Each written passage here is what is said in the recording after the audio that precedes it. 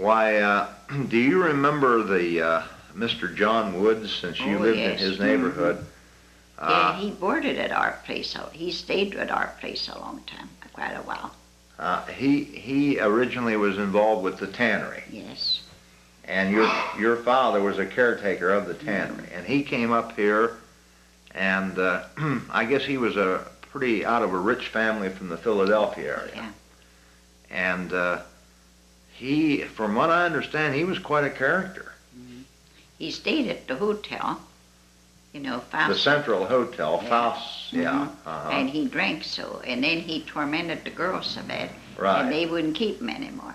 Well, that we lived in a tannery house, he wanted to come up, and we had to almost take him. Because he was the owner of the tannery, huh? Then he tormented Lula and I, so we never had any rest. Well, and I understand that he did drink quite a bit. Yeah. And in some of these New Year's Days parades, he would act a fool, play a grind organ and be the monkey, or I don't know. Do you know any of those stories? No, I don't know any of that. Well, then later on he settled down. I guess he went away to get dried out from being an alcoholic, and met this Scots nurse, and he married her, who became Mary Woods' wife, and they built a very lovely home on Center Street here in Beavertown. And then, unfortunately, he passed away. I don't know anything about that. This is before my time. But how did he come to pass away? Do you know anything about that? No, he lived over in the country, I believe, then. I don't remember anymore. There were some other interesting, you lived so near the railroad track.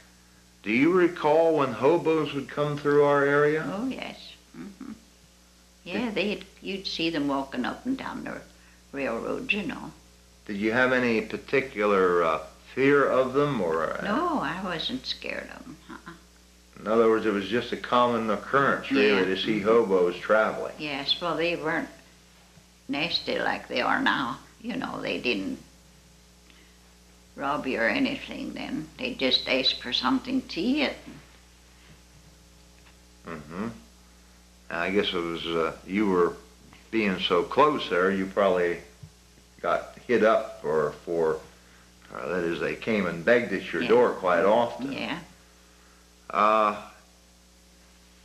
The trains were running when you were born. It was not uncommon for trains to come through the town quite often. Yeah.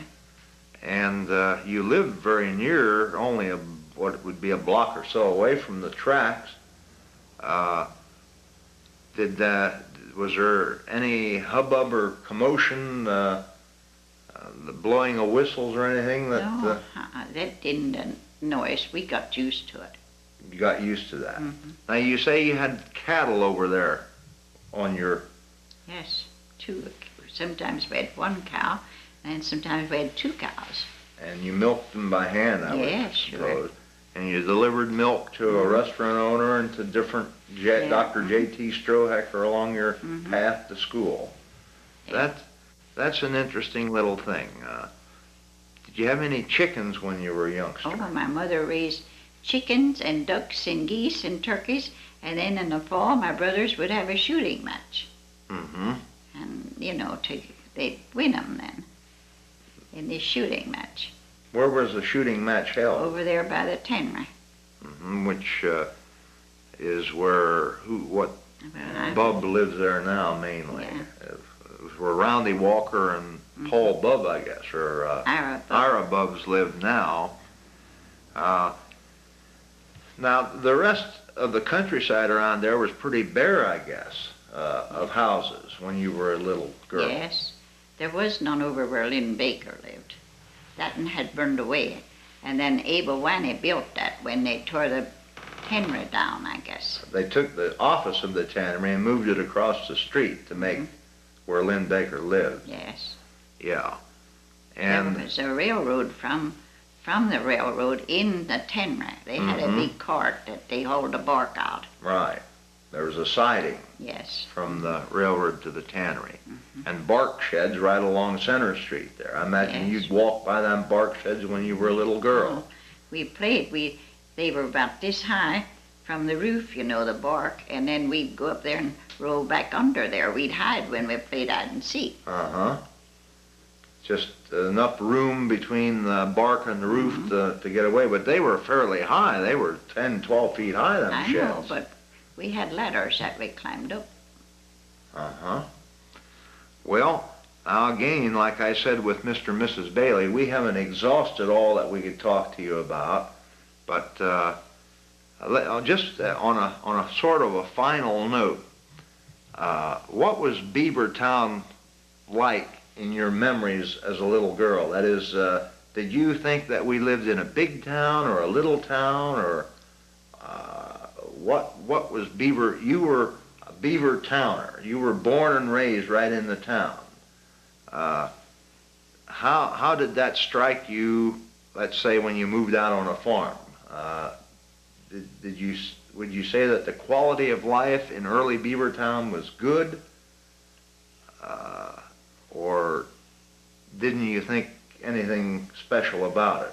I didn't think anything special about it. I just thought it was like other towns. Mm-hmm. Well, I mean, the fact is we had railroad service here and we had postal service here, and then early on we had electric light service here since your brother took care of the plant, and Yeah, then at shortly night. thereafter. Just at night. Yeah. They didn't have it in daytime. They only ran it. Then shortly thereafter, when we became a borough, we had running water right in town.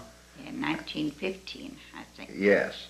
And paved streets came along then later on. I mean, all of these things are quite different, let's say, from the experience that Mr. and Mrs. Bailey had living out in the country. But I suppose if you're born and raised with these things, they don't seem unusual to you. No. I'd really like to get a feel of what it might have been like. Did you, were there gangs of boys and girls from different parts of the town that would either get along with one another or wouldn't get along with one another? What was it like? When I grew up, we all went to school together. Therefore, we all, classmates were classmates, even from out in the country. We had people coming into our school from the Holiness Church area and all over. But your classmates were only right in from Beavertown. Yes, you all got along all right. Was there any?